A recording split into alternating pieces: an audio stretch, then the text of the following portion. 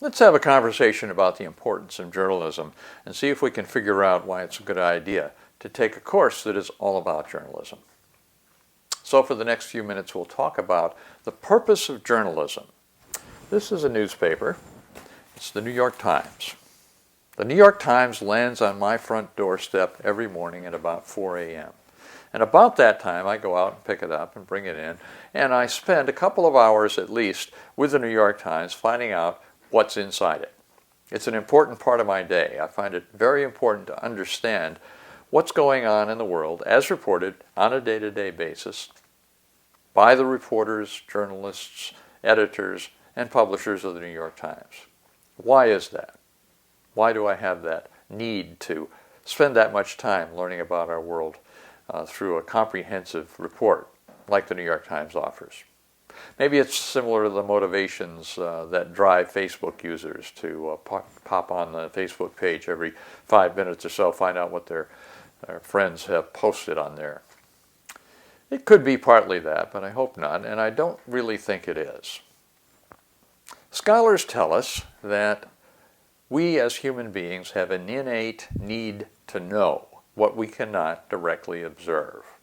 So in pre-literate societies, primitive societies, for example, they felt very insecure when they didn't know what was going on over the next hill, for example. So when somebody came into the village who had been out there beyond the village limits, for example, there would be a lot of hubbub as people kind of gathered around and listened to hear what the stranger might have to say about what's going on in the world that they cannot regularly observe. It was an important piece of their society to understand what they couldn't see for themselves directly. And that is an innate biological urge that continues today. Now we also have an innate biological urge, scholars tell us, to tell what we know. So this drives gossip, for example. When we know something that we think others would be interested in, it's a biological function for us to want to tell somebody, to explain something to somebody that they don't know, that they would be interested in knowing. So do these two phenomena, the urge to know and the urge to tell, really explain our motivation for consuming news? Do they explain the intense interest that people like I have for news, people like me? Probably not. A couple of journalists named Bill Kovac and Tom Rosenstiel have probably expressed as well as anybody I know the reason that people like me find journalism to be so important in our day-to-day lives. And in their book, The Elements of Journalism, they explain and they state as the underlying basis for the entire book that the purpose of journalism is to provide citizens with the information they need to be free and self-governing. Very simple, but very important and profound concept. In the United States, we operate as a democracy, and that means that we as citizens have the responsibility for forming and running our own government. We are responsible for the way our society is governed. When we as citizens go into the voting booth to select among the candidates who seek to represent us in our government, we need to know something about the world that's a little more sophisticated than what we'll find on Facebook postings by our friends or what they've texted us in the last few minutes. In fact, if we as citizens don't make an effort to find out what's going on in our world beyond our immediate surroundings, then I think it's safe to say that we are not acting responsibly. We need a lot of information about our rapidly changing world, and we need it immediately available and on an ongoing basis. Events in Syria, Russia, China, Afghanistan, Iran, and Indonesia have a direct impact on our lives. Our representatives in government spend their time dealing with events in these places in our name.